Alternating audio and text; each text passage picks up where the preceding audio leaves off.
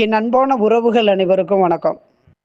நேற்றைய தினம் மாண்புமிகு பிரதமர் நரேந்திர மோடிஜி அவர்கள் தூத்துக்குடி விமானம் அந்த விமான முனையத்தினை திறந்து வைத்தாங்க. அந்த விமான விரிவாக்கத்தை தூத்துக்குடியில திறந்து வைத்தாங்க. அதுல தேவேந்திர குல வேளாளர் மக்களுடைய மாவீரர்களுக்கான சுதந்திர போராட்ட வீரர்களை எல்லாம் அடையாளப்படுத்தல என்ற ஒரு கண்ணோட்டத்தோட இது பார்க்கப்படுது. இந்த கண்ணோட்டமானது அரசியல் சாதிகள் அடையாளங்களை மறைத்திருக்கிறார்கள் என்றுதான் நம்ம அதை பார்க்கப்படுது. மாண்புமிகு பிரதமர் நரேந்திர மோடி அவர்கள் விரிவாக்கம் செய்யப்பட்ட தூத்துக்குடி விமான முனையத்தின் பகுதிகளை திறந்து வைத்தார்கள். இந்த தூத்துக்குடி விமான நிலையம் அமைந்துள்ள இடமானது வாகைக்குளம் பகுதி ஓட்டப்பிடாரம் சட்டமன்ற தொகுதிக்கு உட்பட்டுள்ளது. பிரதமர் நரேந்திர மோடி அவர்கள் தனது உரையில அங்க எழுச்சி உரையாற்றினாங்க. இந்த எழுச்சி உரையில வ.உ.சி. சிதம்பரனார், கட்டபொம்மன், அழகுமுத்துக்கோன் போன்ற சுதந்திர போராட்ட வீரர்களை பற்றி குறிப்பிட்டு பேசியிருந்தாங்க. ஆனா இந்த எழுச்சி உரையில இந்திய சுதந்திர போராட்ட வீரரான வரலாற்றில் தற்கொலைப்படை தாக்குதல் நடத்திய உயிர் தியாகம் செய்த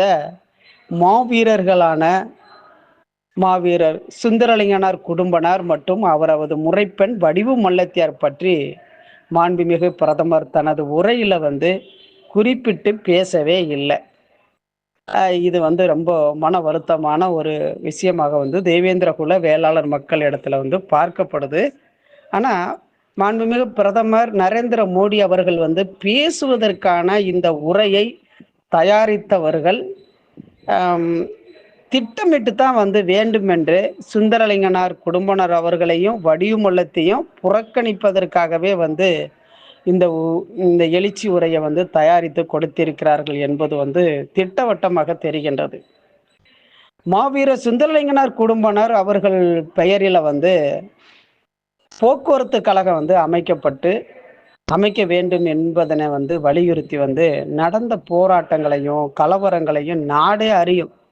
ஏண்டா சுந்தரலிங்கனார் குடும்பனர் அவர்களுக்கு போக்குவரத்து கழகத்தில் அந்த பேர் வைப்பதற்காக அவ்வளோ பிரச்சனைகள் நடந்தது, கலவரங்கள் நடைபெற்றது.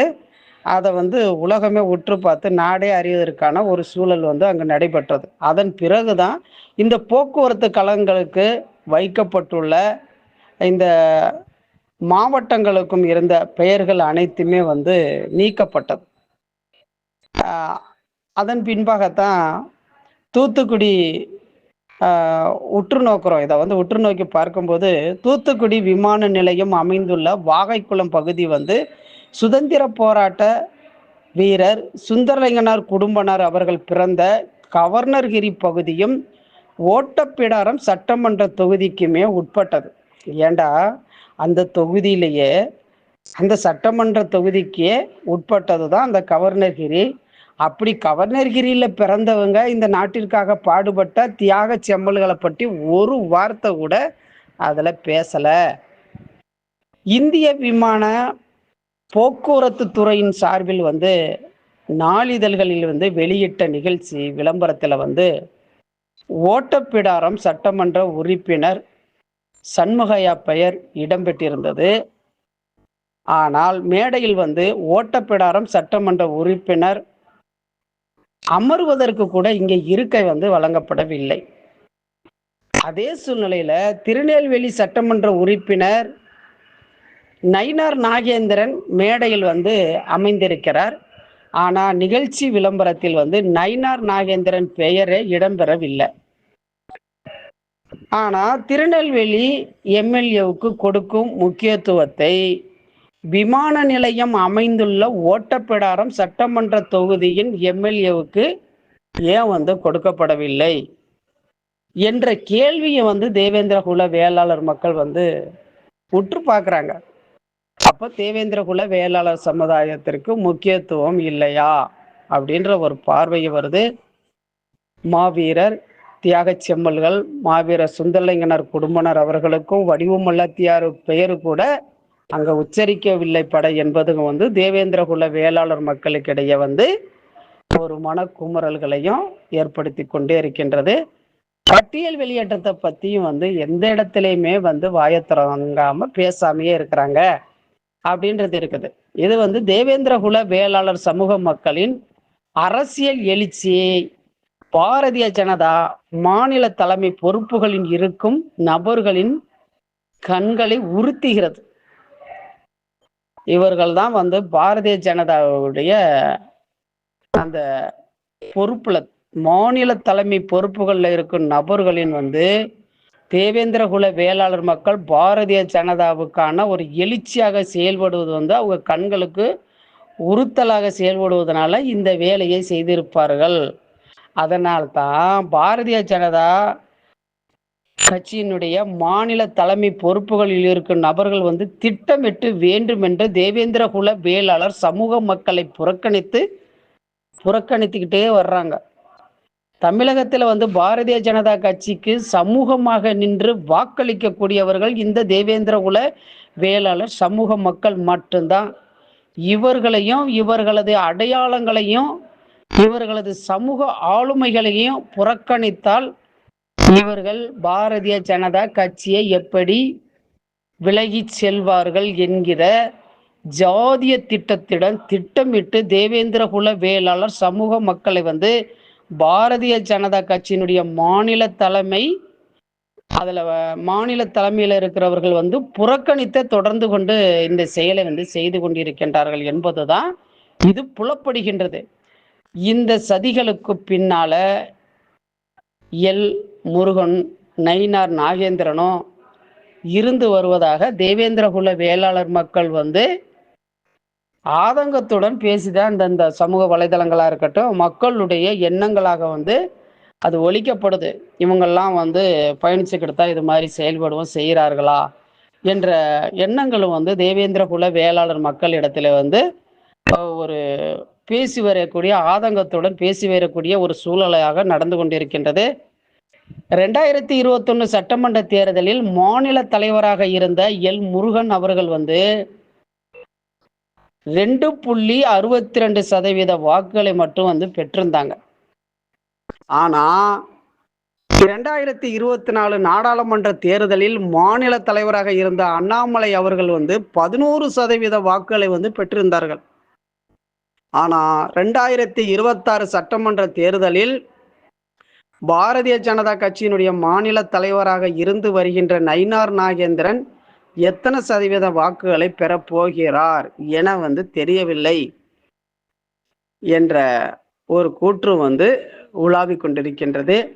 இதில் தேவேந்திரகுல வேளாளர் சமூக மக்களையும் அடையாளங்களையும் புறக்கணித்துவிட்டு தமிழக பாரதிய ஜனதா கட்சி தேவேந்திரர்களின் வாக்குகளை பெறவே முடியாது பெறவே முடியாது என்ற கேள்விக்குறிதான் உண்டாகும். அதை பெறுவதற்கான வாக்குகளை பெறுவதற்கான ஒரு சூழல் ஏற்படுவது என்பது கேள்விக்குறியாகவே போயிடும். மாண்புமிகு பாரத பிரதமர் நரேந்திர மோடி அவர்கள் அவர்கள் மீதும் மத்திய உள்துறை அமைச்சர் அமித்ஷா மீதும் தேவேந்திரகுல வேளாளர் மக்கள் ஒரு அளப்பற்ற மரியாதையும் மதிப்புகளையும் எப்பொழுதுமே வைத்து கொண்டுதான் இருக்கிறாங்க. இது பத்திரிகையாளர்களும் நம்மளுடைய அரசியல் சாணக்கியர் ஆடிட்டர் குருமூர்த்தி அவர்கள் மீதும் தேவேந்திரகுல வேளாளர் சமூக மக்கள் பெருமிதமும் மரியாதையும் அன்பும் வைத்து கொண்டுதான் இன்றளவும் வைத்திருக்கிறார்கள். அதை இடையூறு செய்து இதை எப்படியாவது இதை முறியடித்து விடலாம் என்ற கண்ணோட்டத்திலையும் அவர்கள் செய்து கொண்டிருக்கின்றார்களா என்ற ஒரு எண்ணங்களும் உருவாகுது. அந்த எண்ணங்கள் அவர்கள் நினைக்கும் எண்ணங்கள் ஒருபோதும் நிறைவேறாது. சாணக்கியர் ஐயா அரசியல் சாணக்கியர் ஆடிட்டர் குருமூர்த்தி அவர்கள் மீதெல்லாம் தேவேந்திரகுல வேளாளர் மக்கள் இன்றளவும் ஒரு அளப்பற்ற மதிப்பும் மரியாதையும் தான் வைத்து கொண்டே இருக்கின்றார்கள். அவர்கள் எண்ணங்கள் ஒருபோதும் இதெல்லாம் சிதைத்து விடலாம் என்ற எண்ணங்கள்லாம் ஒருபோதும் முடியாது. அதே போல பார்த்தோம் அப்படின்னா பாரதிய ஜனதா கட்சியினுடைய மாநில தலைமைகளினுடைய சதிகளை வந்து பாரதிய ஜனதா கட்சியினுடைய தேசிய தலைமை வந்து உன்னிப்பா உற்று அதை பார்த்து உணருமா, அதை சரி செய்யுமா என்ற கேள்வியும் வந்து தேவேந்திர குல வேளாளர் மக்களுக்கு வந்து கொண்டிருக்கின்றது. இப்படிப்பட்ட சதிகாரர்கள் இருக்கும் வரைக்கும் வந்து மற்ற கட்சிகளான திமுகவோ இல்லை இதர கட்சிகளோ அவர்கள் வாக்குகளை பெற்று தேவேந்திர குல வேளாளர் மக்களுடைய வாக்குகளை பெற்று வெற்றி பெறுவதற்கான ஒரு சூழலை வந்து பாரதிய ஜனதா கட்சியிலுள்ள தலைமையில் இருக்கிற மேலிடத்தில் இருக்கிற உறவுகள் வந்து செய்யும் தவறுகள் வந்து இதற்கான வழிவகைகளை உண்டாக்கும் என்பதை வந்து இங்க வந்து தேவேந்திர குல வேளாளர் மக்கள் வந்து கருதுறாங்க. இப்படிப்பட்ட சூழ்நிலைகள் வந்து இனி வரும் காலங்கள்ல வராம கண்டிப்பா தேவேந்திர குல வேளாளர் சமுதாய மக்களுக்கு முக்கியத்துவம் கொடுக்கப்பட வேண்டும். தேவேந்திர குல வேளாளர் மக்களுடைய 7 உறவின் முறைகளையும் ஒன்றிணைத்து அத தேவேந்திர குல வேளாளர் என்ற பெயரை கொடுத்தது போல நீங்கள் பட்டியல் வெளியேற்றத்தை பற்றி வாய் திறந்து பேசி அதை நிறைவேற்றி கொடுத்தால்தான் பாரதிய ஜனதாவுக்கு தேவேந்திர குல வேளாளர் மக்கள் எப்பொழுதுமே ஒரு நன்றி உள்ள சமூகமாக இருப்பார்கள் என்ற கருத்தையும் வந்து தேவேந்திர குல வேளாளர் மக்கள் சார்பாக இங்கு முன்வைக்கப்படுகின்றது. கூடிய விரைவில் வந்து இதற்கான ஆக்கப்பூர்வமான வேலைகளை செய்து இந்த பட்டியல் வெளியேற்றத்திற்கான ஒரு சூழலை கையில் எடுத்து பாரதிய ஜனதா கட்சி செய்து தரும் என்று நம்பிக்கொண்டு தேவேந்திர குல வேளாளர் மக்கள் அதை எதிர்பார்த்து காத்து கொண்டிருக்கின்றனர். வருகின்ற 2026 தேர்தல் என்பது தேவேந்திர குல வேளாளர் மக்களுடைய இனத்தினுடைய விடுதலையாக கருதப்படுகின்ற அந்த பட்டியல் வெளியேற்றத்திற்கும் ஒரு சாதகமாக அமையும் என்ற நம்பிக்கையுடன் பயணித்து கொண்டிருக்கின்ற உறவுகளே, வணக்கம்.